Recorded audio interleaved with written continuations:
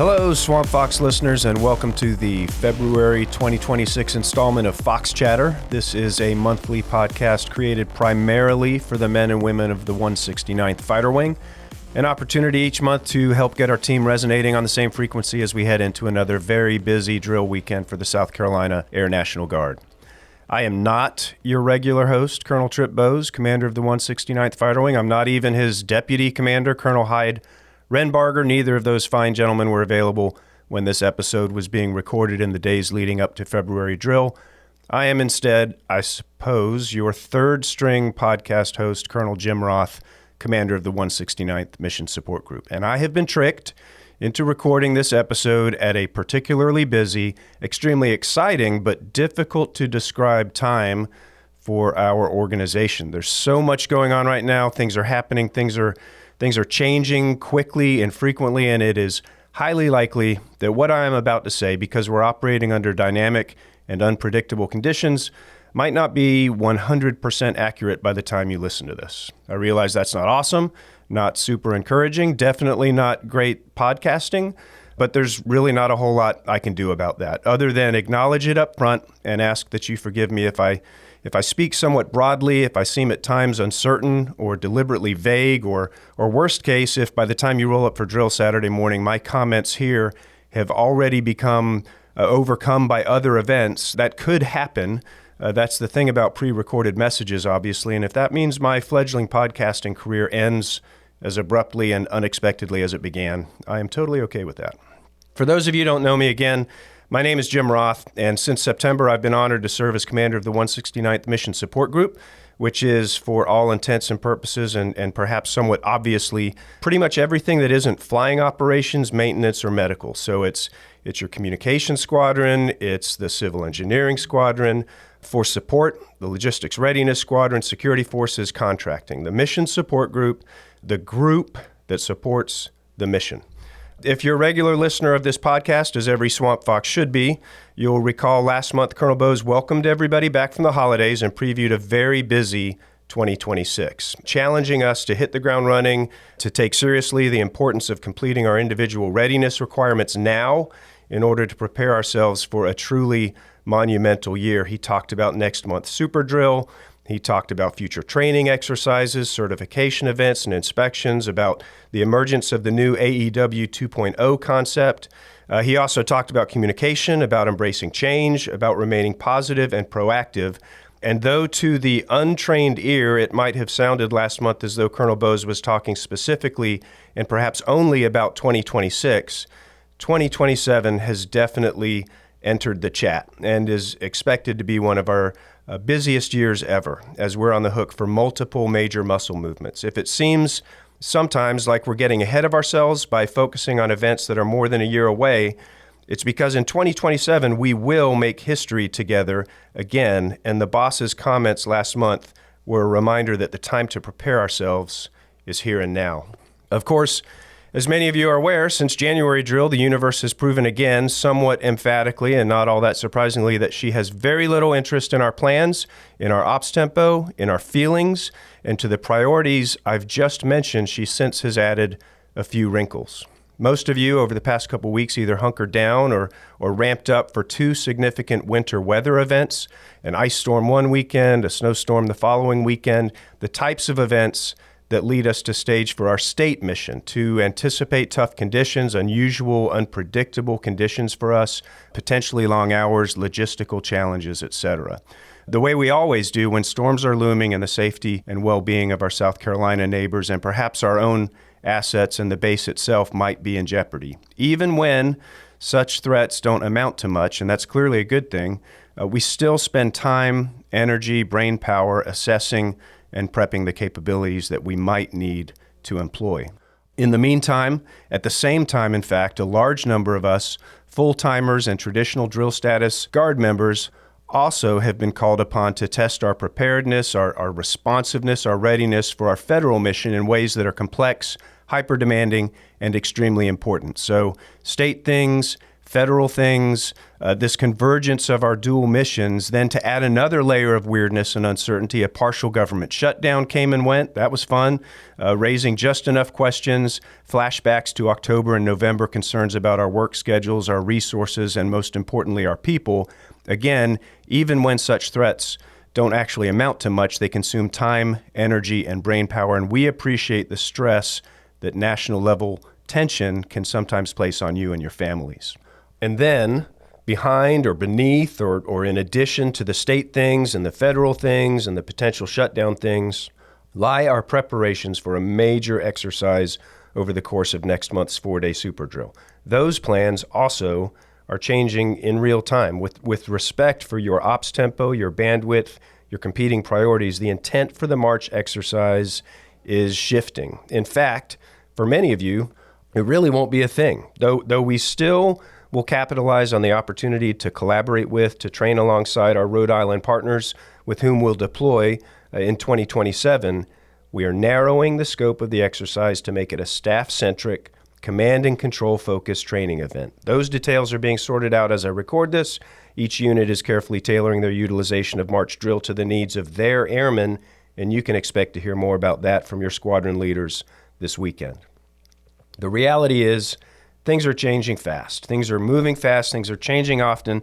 But what is not changing, what will not change, obviously, is our purpose, our professionalism, and the expectation that we remain ready and flexible no matter what. Readiness and flexibility are premium right now. If you're listening to this before February drill, it's Super Bowl weekend.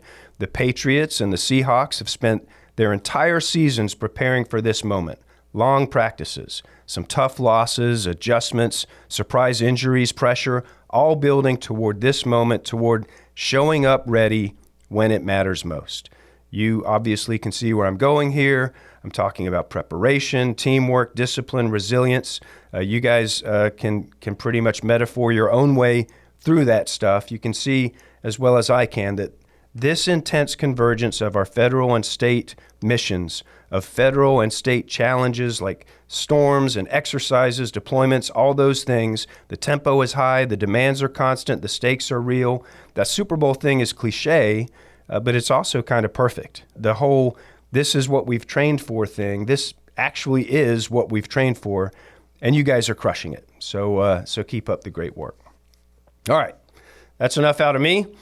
Switching gears, at this time I have invited Chief Master Sgt. John Quattlebaum, Senior Enlisted Leader for the 169th Mission Support Group, to spend a little time with you guys. And Chief Q has decided to focus that time on our Family Readiness Program. So over to him and his conversation with your Family Readiness Program Manager, Dr. Nick Thomas.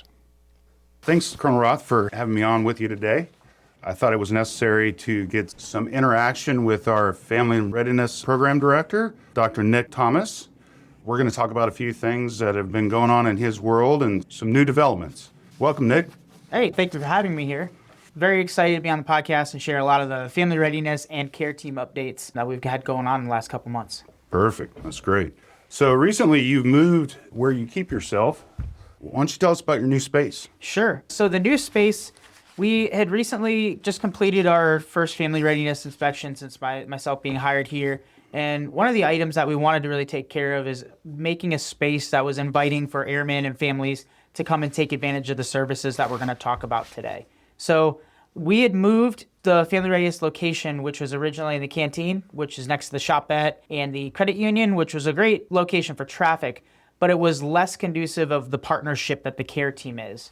And I wanted to reiterate, the care team is myself with family readiness. We've got our mental health professionals, Rico Brown, as well as Ms. Trina, our MFLAC, Christy Wilson, our SAPR SARC program manager, as well as the chaplain corps. So we all work together. We have different leadership structures, but we are put on a team to support the airmen of the base. And my program was actually the only one that was not co-located in the hallway. And so the original thought process was, wow, if somebody comes to family readiness for money issues, or if you need your resume looked at or the VA loan information, but then you'd like to also check in with mental health or talk to Christy or go to any of the other helping agencies, Pet Avalon, it was a 20-minute walk across the base. Last time I was in there, it looked like you had it set up real nice and you're fully moved in and ready for any kind of traffic. We are. The 245th building, building 1070, and I'm on the hallway with the chaplain there, room 55. So please, if you haven't been by, to stop and check out the new care team location, the care team hallway. We also have a conference room that we're building out. So if you've been to any of our classes that I've given on resume development, during the last government shutdown, we did some financial classes. I hosted those in that new care team conference room, but it keeps evolving and getting better and better. We've got TVs on the wall now. We've got some gaming systems coming. We do have some Oculuses on the way. So we have a really robust selection of things that airmen could take advantage of to let off some steam, to decompress, and to get some assistance with what they need. So please come down to the 245th building and check out the Family Readiness office as well as our new care team conference room. So speaking of some of the things that you provide our members and their families and everything, what does your day-to-day look like down there? What can you do for people coming down there? Sure. Yeah. So the day-to-day for the job, one of the reasons why I love what I do is none of it looks the same. A lot of it is member-driven. So I feel like I have two main spheres. One is the wing leadership and the base, and what the base needs and what leadership needs from me. And the other sphere is what members need. And the cool part about my job is I don't know what's going to walk in the door. It could be somebody, hey, how do I get those Shades of Green tickets for Disney? And I can help them access the MWR website. We could talk about pricing. We could talk about all the little nooks and crannies of deals and ways to save for a family vacation, all the way up to if you have a financial need, we can work with the Air Force Aid Society. The We Care for America project with Angus and Naugus is actually, they've come out in the last year with a rebrand. So that's the National Guard Relief Foundation. They provide grants and services for our members in need. We operated the food pantry, as everyone knows, and we're going to keep that going on a light version. So I'm going to have some personal care items all the time, as well as some diapers and wipes and some light food items. So that's going to keep going in my office. That's just to name a few. And again, it's not just when you need help or in an emergency. We recently rolled out at the base the new promotion information and the board information. Well, I've had a whole bunch of individuals come to me to try to get their resume up to snuff to compete for a new rank. So. That's great. So from shifting from that to deployment focused, what changes when we start shifting to a more deployment build-up? Sure. So the family readiness, I like to say, is it's an all-encompassing service. So we are here throughout peacetime, throughout regular drilling status when we're in reset years, and then when we go into a mobilized bucket and or some of those scheduled like within the, I think it's still AFRIGID cycle, Chief? We're still working with that? Yeah, so within that cycle, we provide support the entire way. So when we do provide deployment support, the office tempo does shift. So things start to perk up a bit. We still help airmen that are here in the rear with whatever they need, but I like to say it becomes a really well-oiled machine to provide support for those members downrange. That includes calling the member's family. So when a member deploys, they'll fill out a sheet that gives me a POC real time that they'd like for me to check on. And I'll call them once a month, check on them, see how things are going. And you wouldn't believe sometimes family members, they will opt out if it's their 10th or 15th rodeo. But sometimes if you're on the 1 or 2 deployments deep or this is your first go around, you do look forward to the family readiness phone call because it's like someone to check on you. Hey, that's really nice to hear. So we do make those phone calls. We provide all the information, resources, and referrals on the PDF line in real time. So when I can reach out to community partners like the USO, the VA, they'll provide a whole bunch of like snacks and toiletries, and we make sure our members get that. And then I also reach out to other community partners to provide things like teddy bears for kids, or some organizations will do like free signage. Like for your house, you could put like a welcome home, mommy or daddy, we can make a sign, and that's free to the members. So it's a little bit of a combination of taking care of the family, still finding those discounts, resources, and referrals, and then taking care of emergent needs. Perfect. I've had the opportunity to be a member on the community action team, and I've enjoyed getting to know more about all the resources that you guys provide down there. I think we're very lucky to have the team that we have here, a lot of caring individuals. I know everybody's really lucky to have you guys here on base, and I hope they're using the benefits you guys provide. Thank you. We appreciate that. Thank you for your time today. I appreciate you coming on with me. Yeah, no problem, Chief. And again, if any airman is listening to this or family member, whoever, the easiest way to solve a problem is to reach out when you just have the question or you're wondering about it, right? So let's say you're going to start school soon and you're like, am I really maximizing how much money I'm saving? Am I taking advantage of all the state programs such as CAP and when it's available, Fed TA and the GI Bill and all these other things? I need help planning that vacation. Don't spend all of the money to get a full price resort when there are opportunities for military families. And we could go on and on. This could be like a 6-day episode with all the hidden gems that I have. Contact Family Readiness and we'll help you out. We'll hook you up. Yeah, Nick, I appreciate everything that you and the community action team do for the base. It's been eye-opening to find out all the different services that you provide to the base and care about the members of the Swamp Fox. Thank you. Yeah, and the community action team, again, is that group of individuals that really attempt to improve the base in every form of fashion from within. If an airman has an issue, they can bring it to the CAT or the care team member. The care team, again, are those individuals that I listed off. They're also part of the community action team. This is our organization from top to bottom, from the lowest ranking student fighter that has not left yet, all the way up the wing commander and even those at JFHQ. So the idea is if anyone has input on how to make the Swamp Fox a premier organization, and if we are not hitting the mark, we could bring it to the community action team. We could talk about solutions, and we do present that to the commanders, and they can vote on what they want to adopt. The community action team is there, and we are there to support the base and make it just that premier organization that I think everybody wants to belong to. Thanks for having us on and letting me talk to Nick a little bit and getting some info out for the care team. I hope you'll go and check them out if you have any needs down there. They're always willing to help and provide you with the best service they can. Thanks again, Colonel Roth. Have a good drill. Okay. Thank you, Q. Thank you, Nick. Thank you both for everything that you're doing every single day to help care for our airmen and their families. I'm going to go ahead and wrap this up by, again, foot stomping readiness. Periods like the one we're in right now, as I've already said, are a reminder that readiness is not just a buzzword. Readiness means using our time wisely, training, sharpening our tools, maintaining our standards, being able to pivot quickly from state missions to federal missions and back again. It means our equipment is ready, our skills are current, our people are prepared, and every drill weekend, every exercise, every certification is an opportunity to improve our readiness. That's what makes moments like the one we're in right now possible. And because of your preparation, when the call comes, whether it's a storm response or some sort of national mission, we don't thrash, we execute. And finally, this is important. High tempo brings stress. Long hours wear on families, uncertainty can be mentally draining.